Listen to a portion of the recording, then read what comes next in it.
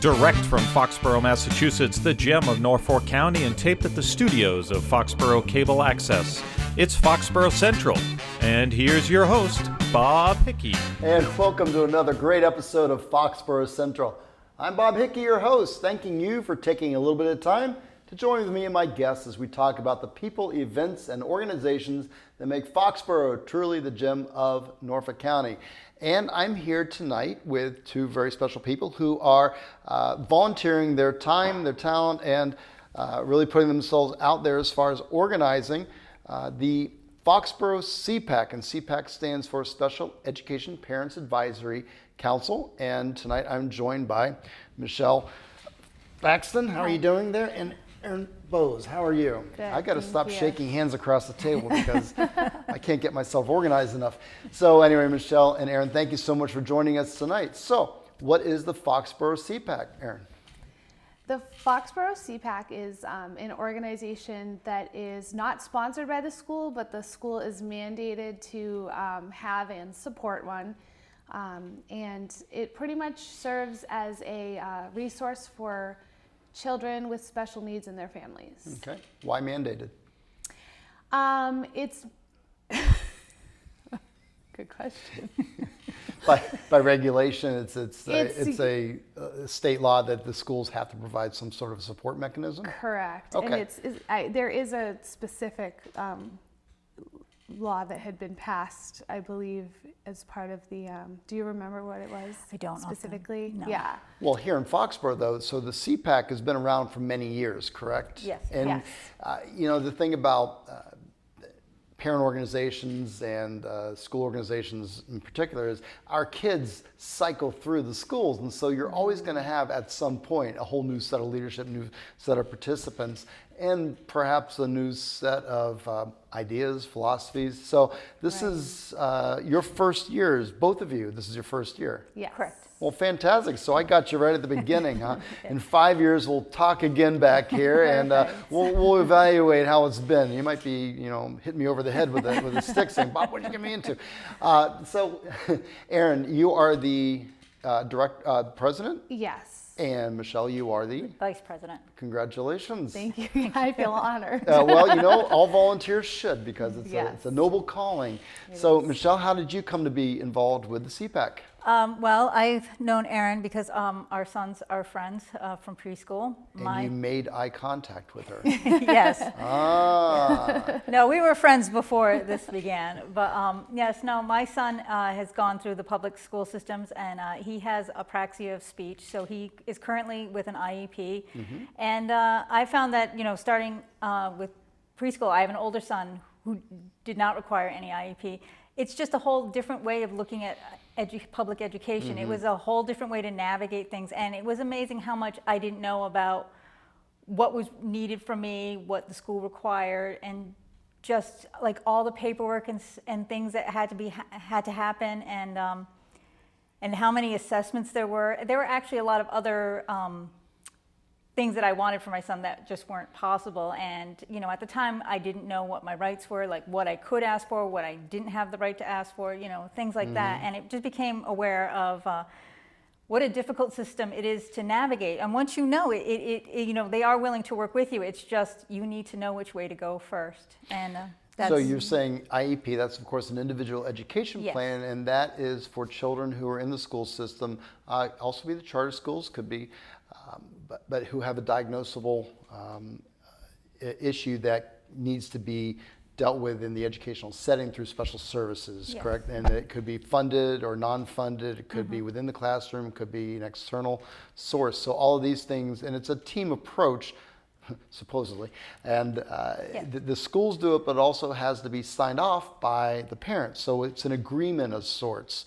Yes. And if an agreement is not easily reached, then there's mediation and even litigation. But taking that out of the picture, what it really is what's best for our kids going through the system, correct? Yes, it is. Great. But sometimes what I think is best for my child isn't necessarily what the school feels is best for your child. And so it's, again, that's where it becomes difficult. And you want to work with the school, not against the school. So There's always that desire, but at the same time, we always want what's best for our children, correct? Yes. And that's where perhaps the CPAC comes in. So how did you get involved with the CPAC? I actually did not know that the CPAC was even existed. Erin had mentioned it, and she said. And then Erin made eye contact. Yeah, that's when the eye contact happened. And actually, previously the CPAC actually was held by Margaret Chason and Kathy Hickey, and they did a wonderful job with it. But their children have now aged out of the system, and they were desperately looking for someone to take over the group and to renew interest in it, and maybe after all these years, bring some new life to it. In all those years, there's a lot of things that have changed, like technology and Absolutely. social media. There's a lot of different ways now to approach things. So it's all about a whole new mindset. So we're going to see what we can do. Well, Kathy Hickey, of course, is Mr. and Mrs. Robert Hickey, and so I'm familiar also with the CPAC. I will readily admit that I was confused and angered many times, but at the same time, the school was accommodating and worked through. But the players change, and even the directors and the leadership of the schools change. We have a new special education director, and her name is Sandra Einsel. Okay. Yeah, and she is she welcoming? Is this a good thing? Is this so a partnership? Welcoming. Yes. Actually, how I kind of got involved too is that I was just as a mom of a child with special needs looking for a place to turn. I felt like the transition for us from early intervention into public schools was a little bit difficult. We had a lot of hand-holding in early intervention, and then all of a sudden it's like you got dropped off at the door in preschool, and there wasn't as much communication on it, on a day-to-day basis. So I was looking for some support and did some research, and then that's how I found Margaret's name. And then I asked her to meet up for coffee, and I just got filled in on what the CPAC is. I didn't even know that this existed. And I was ready to kind of just jump in any way I could to help. So the way that we've had a partnership with Sandra is that there was a training that is put on by the special education, federal. Yeah, I don't know. The Federation. Federation, for thank special- you, for children with special needs, yeah. correct.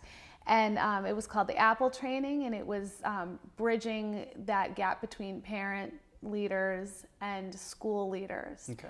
And it was where we got to work with Sandra over a course of 2 to 3 days at a training. So you attended the training together with school personnel. Which was great because it doesn't happen very often, and we were honored to be able to go and not only learn all that we did, but also work with her and get to know her. So I think that she has a very open door policy, which is refreshing, especially in this kind of field specifically, because it's difficult. As Michelle was saying, it's really like emotionally driven. These are your children, and when something's not right, or you feel like there might be a better course of action, you want to really go in and fight for that. Yeah, so. and speaking from experience, it's not only is it a scary proposition because you don't know if you're right. You don't really know the answers oftentimes when you go into these meetings.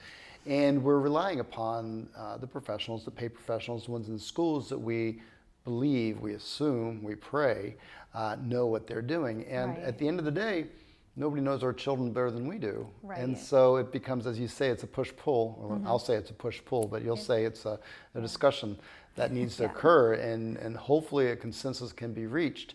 So the Foxborough CPAC seems to be a great support tool. And Michelle Chason, Margaret Chason, who's of course a longtime volunteer here, she does so many things in the community. Yes, she's well known. She's wonderful, and knowing her sons as we do, there's a lot of positives that have come of involvement with the CPAC. But as you say, times move and people change, and so now we're at a new beginning, a new birth, if you will. Margaret and Kathy have moved on, and now it is the Erin and Michelle show. So what do Erin and Michelle want to tell the community about the Foxborough CPAC? I think that our biggest goal is just getting the word out that we exist. I think that there's always a need. That's why these organizations form. So I think that it's just, again, like a new wave of children coming in, a new wave of parents coming through the school, and a lot of this is word of mouth. So I think that when you look at the PTO organizations or other school organizations, a lot of it is you're going to these things because you know the other mothers who are going, and it becomes a social outlet as well as a resource. So I think for us, it's about just kind of, making it. And a support mechanism. It's a support, absolutely. That's probably the main reason that I got involved. I feel like in general, there's just not enough support out there for parents with special needs children. And it's really a difficult, I think sometimes we're so focused on school life that the home life side of things gets tucked under the carpet a little bit. So, gets tucked a little bit, yeah. as well as when you get into the vortex of getting services and dealing with the daily minutia, and then having issues not necessarily blow up, but just become all-consuming. You sort of lose sight of the forest for dealing with each tree as they pop up, and with a special needs child, particularly with a school system that may not understand or have the services in place that we think we should have, it becomes a consuming issue, and then you sort of lose touch with people that maybe don't understand the issues. And so it's great that the CPAC exists and is able to provide that, at least an outlet for people to talk that don't think you've got three heads. That oh yeah, no, I know what you're talking. Yeah, I had the same frustration. Exactly. So is that similar to how you became involved? It is. It is. But also, I think because we are kind of starting from ground zero, we are also looking for many volunteers to come help us. Aha! Yeah. Volunteers is Yeah, what it's- drive the bus, right? Absolutely. Well, that's why we're here, to get the word out for volunteers. So if you would like to learn more about the Foxborough, spelled the correct way, by the way, Foxboroughh, CPAC, SEPAC, you can look them up on. You're on Facebook? Yes. You can be a friend on Facebook? Yep. Yep. We have All an right, so active Facebook page. Yep. People just type it in, Foxborough UGG, CPAC, Yeah. spelled the correct way. Yep. And you can friend or there's an email address also. It's foxboroughcpac@gmail.com. Yep. And of course, that information appears on your screen, and we'll repeat it a couple times before the end, so don't worry if you didn't get your pencil quite just yet. And as always, you can check us out on www.fcatv.org for replay and get this information. So don't forget that. I'll never let you forget that. Speaking of not forgetting, the Foxborough CPAC, we know where you've been, we know why we're here. So what are some of the cool initiatives or things that you're looking to do this year to sort of re-energize and invigorate the group? I think initially we want to get, form a strong board, get our, solid. You mean you two aren't going to do everything all the time? Yeah, we'd love to if that were possible. If there are but only yeah. enough hours in a day. I've heard that before. So you're looking for a few folks to get onto the board Yeah, and not help with necessarily leadership. just the board, but maybe act as liaisons between us and the school. We just need a strong foundation to start off with. Once we get that solid foundation, we're hoping then, we'll really become more well-known. I know already Erin has, gotten a lot of the word out there. She's done a lot. We've done a couple of seminars already, and those have been well attended, but we'd like to get those, more out there, the word's more well-known that, we do exist, and we are holding these great seminars and talks that are educational, and that could be a great resource to people. But I think a lot of people still aren't aware that any of this exists here. So that's what's making it So the seminars, when there's a date, they'll be published on the Facebook page? Yes, absolutely. We also send flyers out to all of the students in the elementary schools. And so far this year we try to cover a variety of topics, because that's where it can get difficult if you're focusing on one disability so much, then you're not being all inclusive. Right. We want to draw a multitude of different people who are dealing with different disabilities in.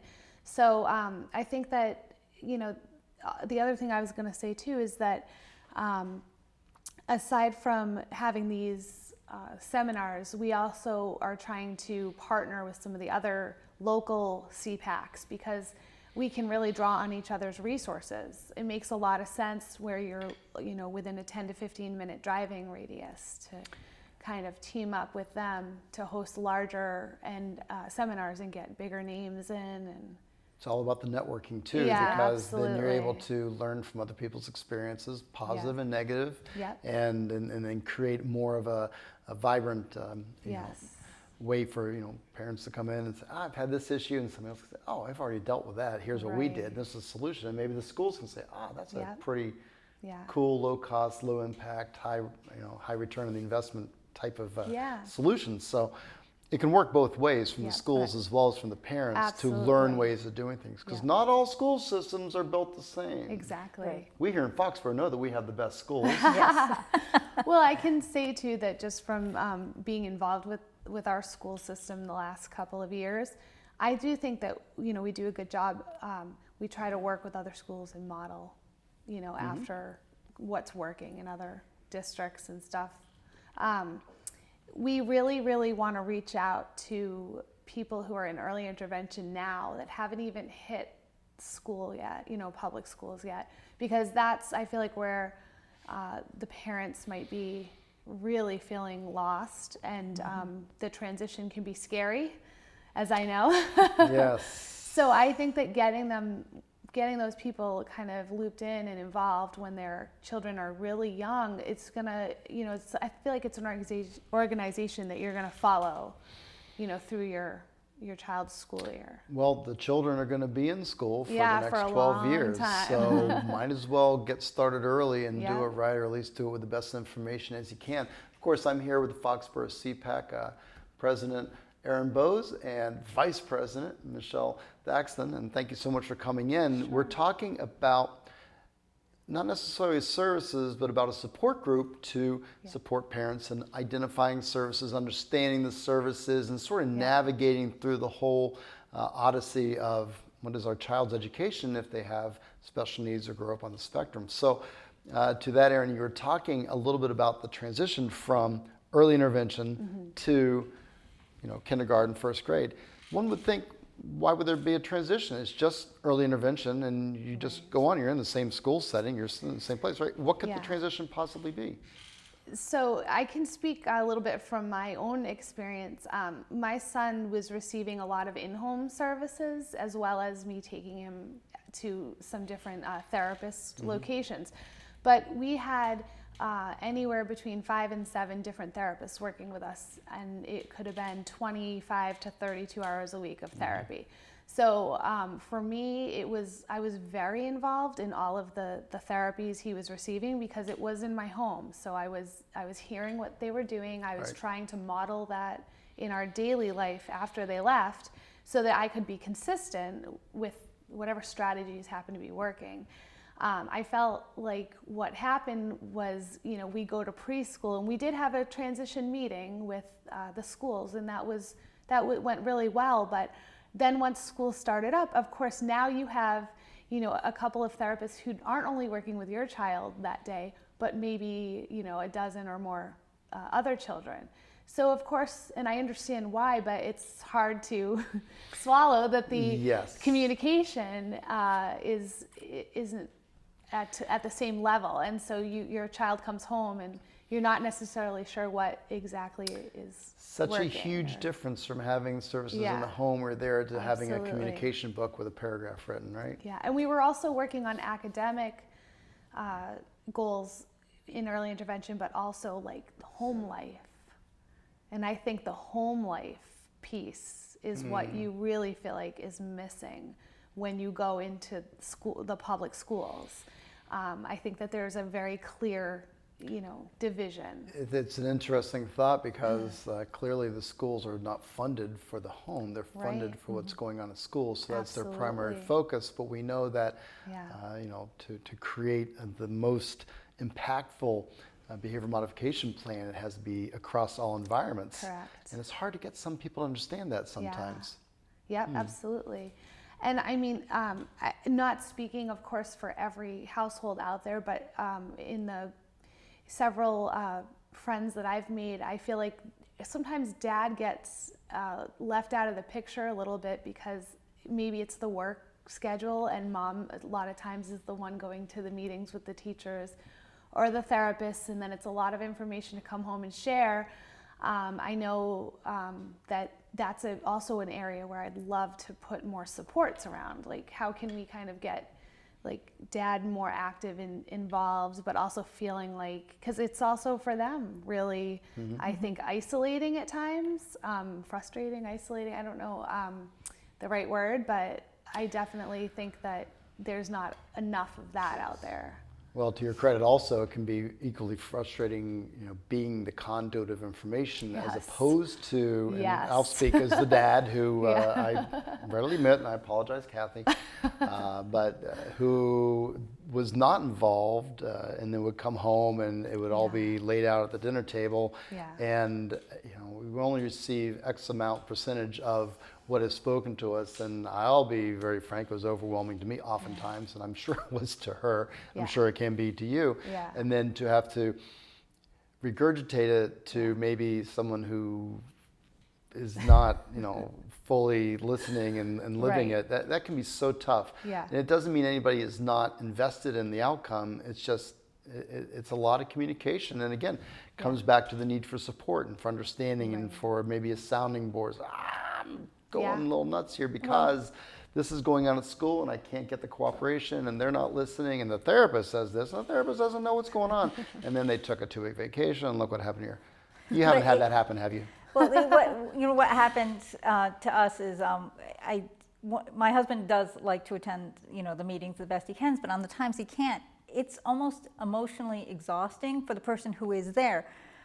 There was one meeting he couldn't make it to, for example, and for some reason that was a particularly heated meeting, and I felt like it was me against, and I don't want to say against, but I almost felt like I was being the stick in the mud. Like I wasn't getting what I wanted, and I felt like I had nobody on my side. I'm doing battle. I'm trying to make the best decision I can, and I'm being told that this is not the best decision, and so it's, it can be emotionally draining, and then to go home and then trying to explain all this, and and then by this time I don't want to talk about what happened, and it's and having been through that also, I'm sure you can attest that you have that variable in there that you are emotionally attached. You are the mom, the parent, and you're so involved. And then when somebody is telling you something negative, it's so easy to internalize it and take it as it's easy to say, well, this is what I would have done, but you're there living the moment, and then you get home and this is what I did, and then so I feel, and that's why the CPAC is so important, because it gives you some support also. Right. And to that point also, I think that one thing that when we went to the training was really nice for us as parents to be able to step back a little bit and listen to the two sides, because I think we forget, like, these special educators, this is their profession, this is their career. So it reminds me almost of like a doctor who speaks in these terms that are not layman's terms, and they have all these different acronyms and these different words. And when you're at the table at an IEP meeting, to just any parent walking in, if it's your first time, you half the time don't even know what they're talking about. So to come home and try to explain information to someone else that you don't even understand yourself is extremely overwhelming. And I think that one of the goals, and I don't think that this is just a goal for our school system, but I think that out there in general should be, how do we take this process that's about an individual person and make it less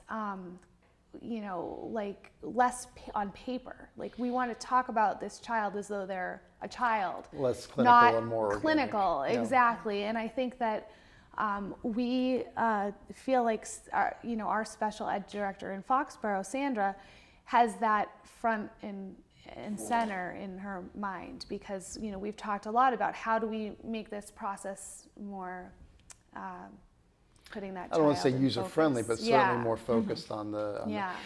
And I suppose the other piece of it is it's really hard when you get into the heat of battle to be able to take that step back and say, everybody sitting around this table is here for this child. for the same purpose. Now, we may have different drivers, The administrators clearly have multiple bosses they're answering to. There's a budget, and then there's teachers, and then there's the parents. Yeah. And how do you make everybody happy? Often you can't. And so sometimes decisions do need to be made, and sometimes we lose those decisions. Right. But sometimes we win. And sometimes that happens through education, support, and just knowing that there's some other people dealing the same battle. Mm-hmm.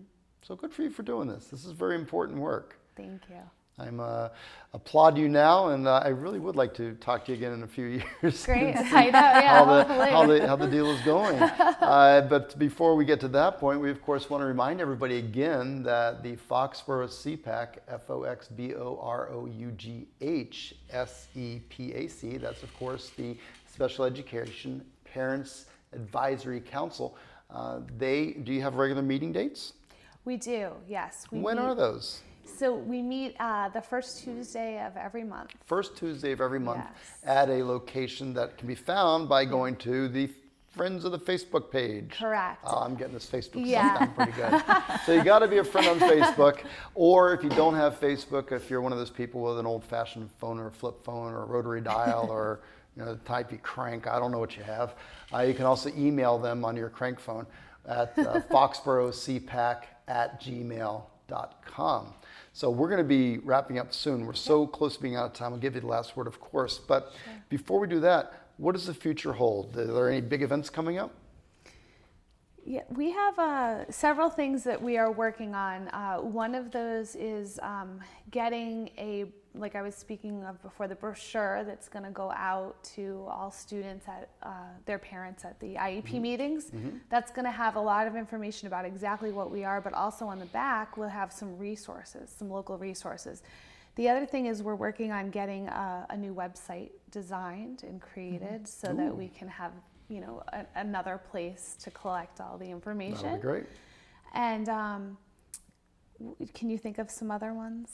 Not off the top of my head. I know it's tough this time of year. It's we kind of decided December was a little tough. Yeah. Well, also we're just beginning, and this is kind of a cool start, and I like the direction that you're going. So I'm looking forward to playing along and watching, and I'm glad we're able to have you here as our guests here on Foxborough Central. So I'm going to give you the last words in a minute. And of course, I'm going to remind everybody that the Foxborough CPAC is not a school function. It is a volunteer organization. They're looking for volunteers like you. So if you have a child who's special needs or you want to get involved, check them out on Facebook or email them at the foxboroughcpac@gmail.com address. And Aaron Bowes, president, and Michelle Thraxton, the vice president. Thank you so much for coming in. Michelle, we'll start with you because we always give the boss the last word, right? Oh, geez. No, just please check us out, and if, as a resource, if this is something you are interested in, please attend one of our meetings, one of our seminars. We are here, and we're just looking for more input from, other parents. Yep. And I also would say, for volunteers, people who are interested in helping out, we realize that there's a lot of different places that people are getting pulled nowadays, and I just want to make it clear that any help is welcome. It doesn't have to be a full-time position. It could certainly be just copying off flyers, dropping them off to the schools, helping set up events. There's a lot of ways that people can get involved. And that's another thing, we are competing, and we know we are competing with all the PTO events and all of the other school organizations and sporting events. But, we are hoping to just try to get people out and in attendance when we can. And I think the key piece here, though, is that the CPAC is geared towards the parents of children with special needs. And so if you're a parent with a child, know that you have a resource, know that there's a group of folks out there who want you to be successful, but in order for them to be successful, you have to give back just a little bit. But it's one of those things where I know the return on that investment will be well worth the time spent. So thank you so much, Aaron and Michelle, for coming out. And thank you very much for taking the time to join me and my guests as we talked about the Foxborough CPAC. I hope to see you again on another episode of Foxborough Central. If you missed any of the details here, of course, you can check us out online at www.fcatv.org. Thanks again to the wonderful volunteers at Foxborough Cable Access. Speaking of volunteers, Foxborough volunteers who helped this program get on the air. Of course, Deb Storrs behind the camera, Paul Beck behind the glass, Jillian Larson who edits us all together, Lauren Bertar who bangs us on the air, and Michael Weber who tells her to put us on the air. I'm just a joke. Of course, they love to have us on the air, and we love having you watching us on the air. Until next time, folks, I hope you have a great day. Take care, Foxborough.